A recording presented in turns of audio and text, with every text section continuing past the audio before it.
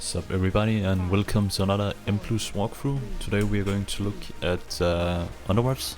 We are back in BFA I guess, and it's at 21. On the first pull here we're gonna pull most of the platform. The maggot here with the marauder, all the small ticks and the little 4-pack in front here. And we're also gonna lost it. What you wanna watch out for here is the maggot, the frontal it has. Ideally stop that. It can be a bit hard to see where it goes. And then be careful of the ticks when they explode and the dot they leaves. Kinda wanna pop a defensive. And if you're not a tank, like a big AoE external or your own personal will be ideal here too. Will definitely one-shot you on like around this key level, especially on boss fight. And then there's the matron. Marked with orange right now. It has a frontal that leaves a nasty bleed. Make sure to dodge that. Otherwise the pull is kinda chill. There's a little priest we have to kick. Throws a few bolts out. And gonna see it on this pack too also. It has a few bolts, it's just filler kicks. And then there is like 2 important casts. One will heal them up for like a certain amount, and another one will make them up unkillable for like 20-25 seconds. So they're like dark reconstruction. But yeah, we so far so good. We had one death on the dragon. He managed to raid back row on the first pull. It can happen. Could have used the trinket a bit earlier maybe to hold him, but those dragon, they do best though. Now we're on to this pull. This might be a pull you wanna skip on fortified because it's the spirit in the middle. You can see the dark omens that it like cast on a player. It hurts like a lot. You need you definitely need a personal if it targets you, and you need to make sure nobody else gets into the circle that you're in. And then make sure to kick the cast the spirit also has. But yeah, this week is like it's the FX combination is kinda okay. Like other than Tyrannical, like we have storming and raging. And storming is like traditional, like it's not effect that wastes your time, but it's really it is annoying. If you don't know his range, you know his melee. It's no fun. And then you have raging, which has been changed quite a lot. It's when they reach like 30% HP, they become immune to crowd control. So if you're in a pull that can do some nasty, like there's some nasty things you have to stop, make sure like to have some burst or like defensives when they get low. And as a tank you can like pre-kite or have some defensive if there's like tank busters you cannot stop and stuff like that. But otherwise it's pretty okay. It can be like mass sooth though, so Evoker really it's biz this week for sure to get that out. Then you're only really playing with storming, and as that is not a time waste, it's basically just Tyrannical. But Tyrannical though is really brutal this week. There's a lot of overtuned bosses at this point. It's mostly Underrot and Freehold that's kinda okay. The rest of the dungeons do have some, at least one boss that's kind of nasty. Like Vortex you have last boss where you have to kill the orb. It can be kinda nasty. And Brackenhide you also have a totem on the last boss. You see me getting chunked here. Those bowls, they like ideally just try to get all of the kicks because they hurt quite a bit and then leave like a massive absorb. And it does stack, so make sure you have some range kicking the copy and then have Milam on the main boss here. And with this blood mirror like spawns, make sure you taunt it quick so it doesn't go Milam like another player. And here you just have to watch out for the frontal on the boss. It's quite a AFK boss, just make sure you kick the bolts, that's pretty much it. So no reason to really lost it. We lost it first pull because we want the only pull like or boss we really want lost on is Quackmore. So to make it line up and to get it out of the way, we are sending it on the first pull. You are gonna see us like pull a lot of stuff up until the third boss though to get the lust, because we are kind of fast in this key. We're gonna pull some rods and these slashers. These slashers, they have quite a nasty kick. If it goes through, it like stuns a target for quite a long duration. So make sure you get that kick. It can be dispelled though. But you can use both like kicks and stops to stop the cast, so it won't weak cast if you use like a AoE stop or whatever. So that's kind of nice. So you can pull quite a lot of these, like lashers and the rods. Just pull as you had desire when it comes to those. The rod only, like, it used to be a kick that would leave like these green puddles, but now they just, when they're alive, they just leave puddles on players randomly. And the new mob we have here is like the Blood Swarmer. It has two things it does. It will have the Sonic Screech as a cast, which if it goes through, it's AoE damage on the whole group. And then it will like fixate a player and auto attack it, which is kinda nasty. On Fortified you definitely only wanna like, unless you have like really good control, you only wanna pull like one of these, because they do hurt your players quite a lot. You don't feel it as a tank, but they are nasty. But Bob and external CDCs can help out quite a bit. But again, here we have one Blood Swammer, just trying to finish it off, and then we kind of want to go for another Blood Swammer as quickly as possible. But while we're just pulling this room and clearing it out, I can talk a little bit about our comp. Oh, let me get a sip of coffee here. Right now I am I'm rocking the Paladin once again here in season 2. Oh, we had another death to the dragon. That was the frontal from the maggot. It like was turned inwards, so you cannot really see where the beginning of the frontal is unless you're really looking closely. That can be a bit interesting. But yeah, we have like, we don't have like a good comp necessarily, but it's okay for Tyrannical. Like double Paladin, Holy and Prod is normally seen on like as not the best because of forbearance, but it's actually kind of huge this week because of all the external stuff we are able to use on other players, like having double sack with these brutal bosses this week, and lay on hands, bobs, and boss from the Prod Paladin and stuff like that. It's really good to cycle those and keep players alive on bosses. And then you also just have Bob to ignore certain mechanics. So it actually worked quite good out. Our DPS comp, it's a little damage wise and buffing each other, it's a little whack, but you have the shaman, which the best thing probably it brings is like 80 for the Tyrannical weak here. It's quite a big healing CD when there's big AoE damage on the bosses.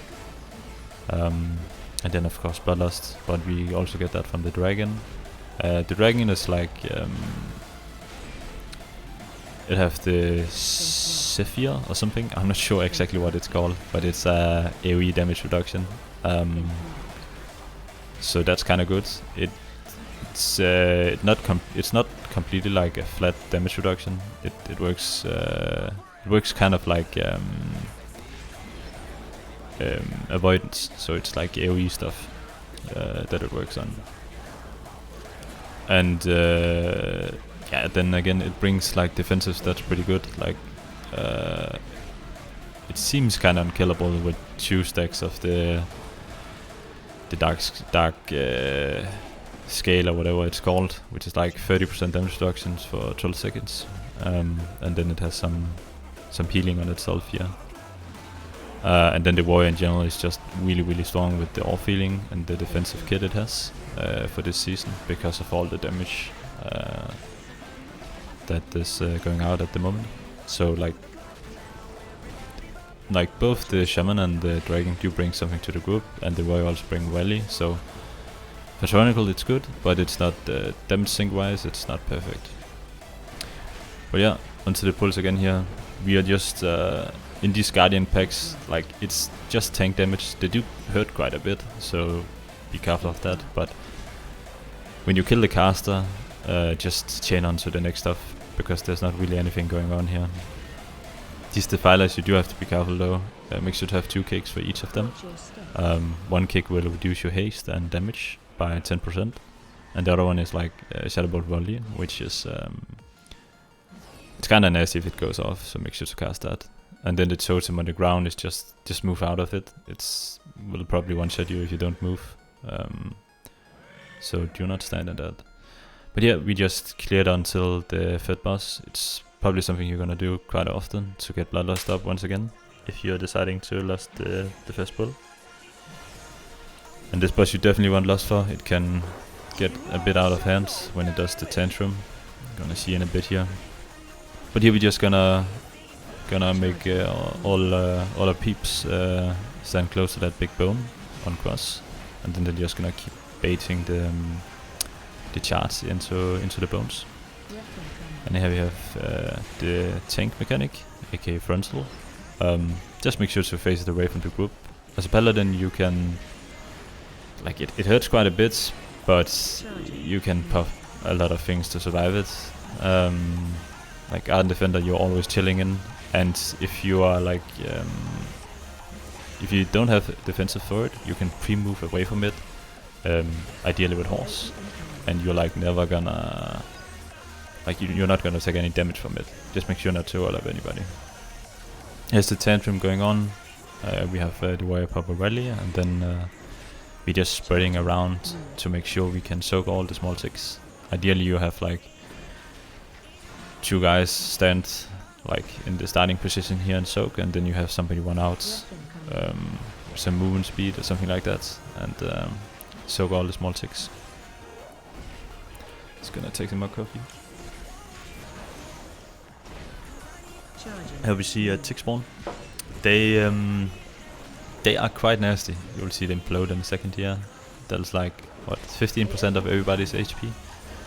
So you could imagine if there's a lot of those ticks, it's gonna be it's gonna hurt a lot, and it can really quickly get out of hand, especially if people don't cycle their movement abilities and stuff like that.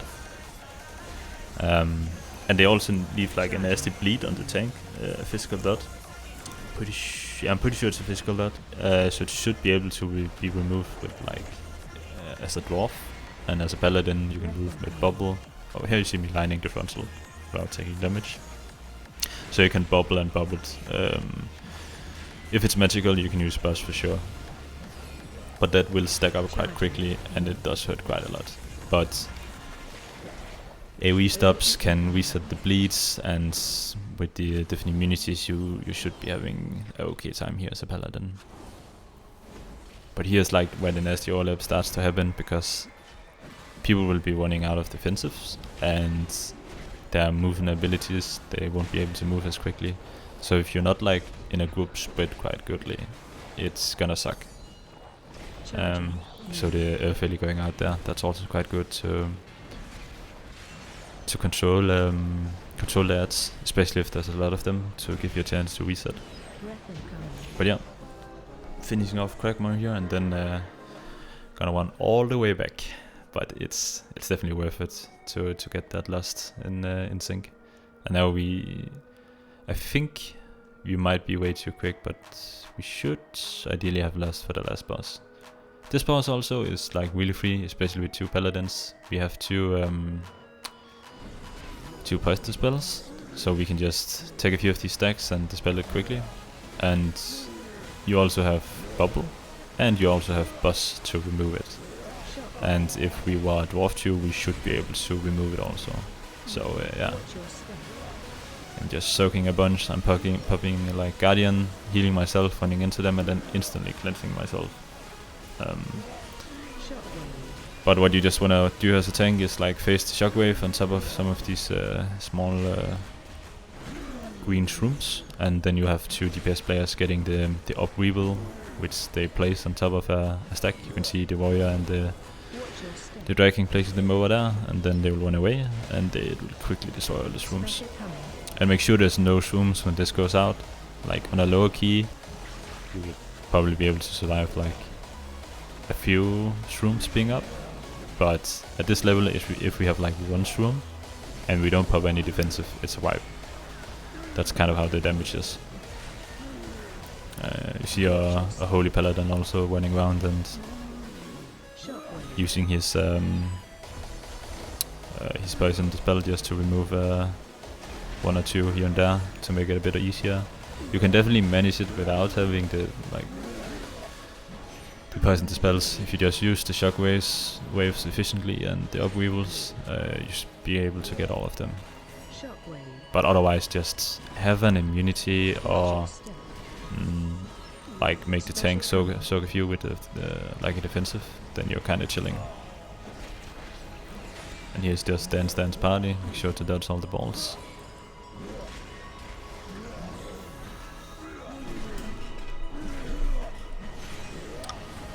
And then it's just rinse and repeat. Make sure not to kill anybody with frontal, even though it might be tempting as a tank to make a quick 180 to the middle in the back. But yeah, soaking a few more without defender, so there's no this, and then I'm cleansing myself. Was a bit slow there, so I did get another one.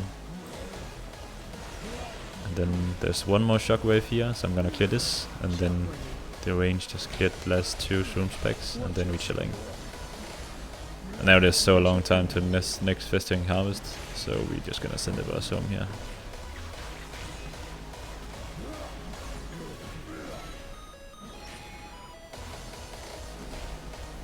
But yeah, like I don't show the talents in this specific one. You can go check it on the radar if you're interested, but talents are pretty much the same as last season of the Paladin, but you do have a bunch of options, especially because it's Tyrannical week with like 1 minute sacks, bobs, movement, the off-healing there's, or not off-healing, but self-healing and a bit of off-healing there's on the white path. In the class tree is really strong. It's one of them gives you 2% extra healing on every blessed hammer and extra range on your kick, which is kind of nice. And the one above like will heal everybody around you. You can see I'm constantly healing people when I'm pressing Shield of the Righteous. That actually stacks up to quite a tremendous amount of healing. So if you're not using some of the other stuff, I'll definitely recommend looking into those 2 talents. It's quite good. What I want to do here is like ideally go around and pull the big guy, but otherwise just have a range DPS pull the big guy for you, and then you have 1 guy kicking the freaking Frenchie. It did go off there, but that's 1 kick, and then you just rotate kicks on the horror. Stops can be used too, so if you're in a puck, you keep that in mind. The horror has 2 casts right now, the Void Spit, which goes on 1 player, and then it has the kick you have to be quick about, which pulses a ton of damage. So quick fingers here.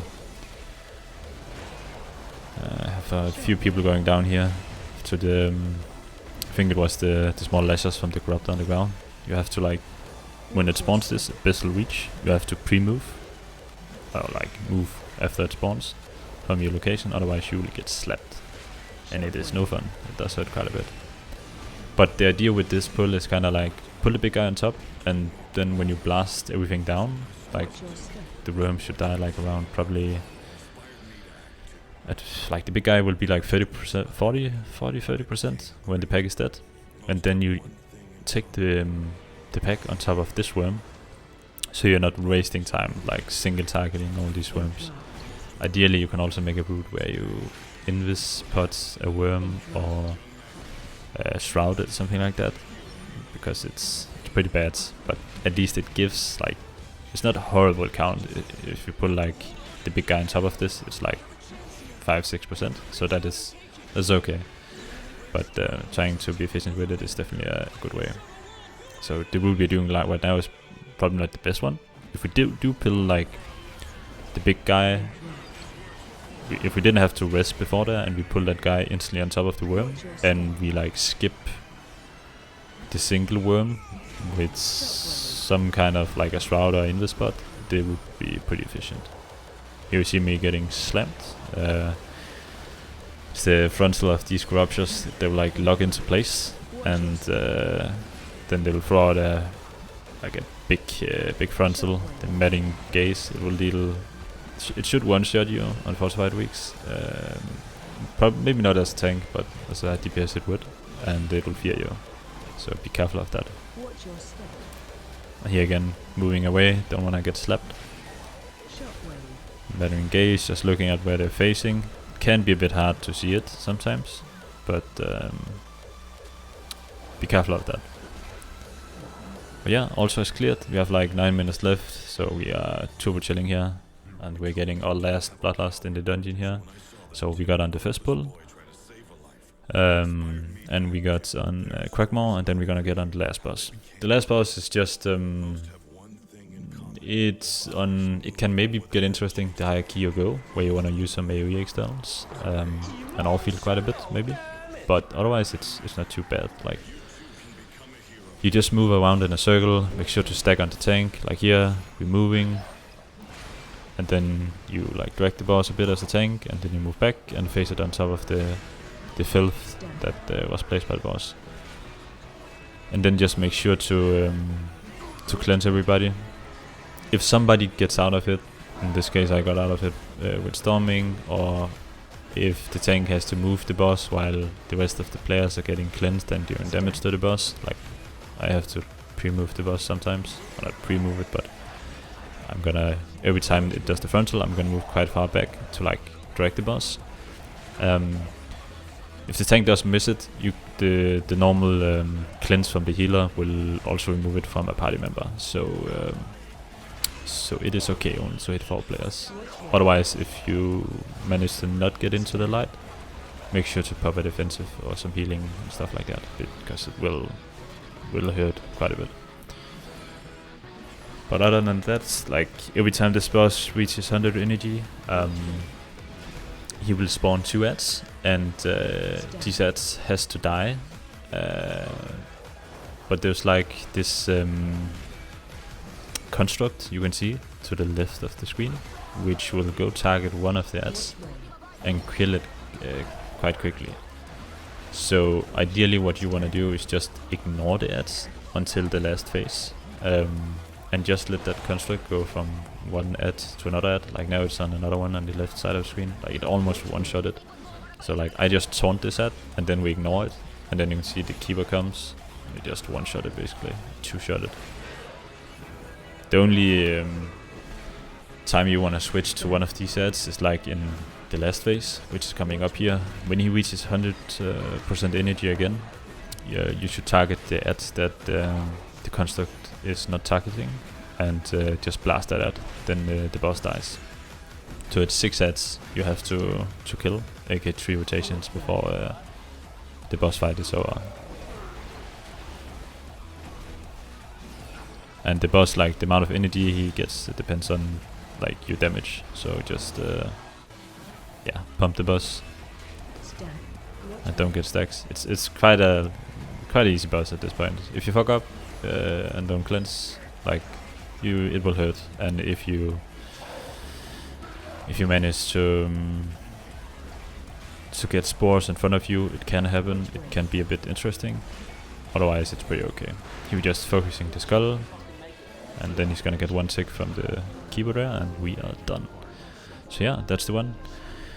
You can see the damage on the side here. We have managed to do like 67k. We can definitely do some more damage as a paladin here.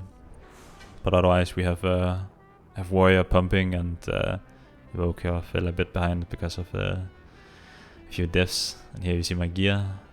I have a shield, and I have the Forge Storm, which I really would recommend farming as a tank. It deals quite a bit of damage. It can, like, overall it's like 3.5 to 4%, but in single target it can go as high as 10 to 15% if you get really lucky procs. But yeah, that was this for like all for this one. I hope you enjoyed, and until next time, good luck in your keys, and I'll see you in the next video.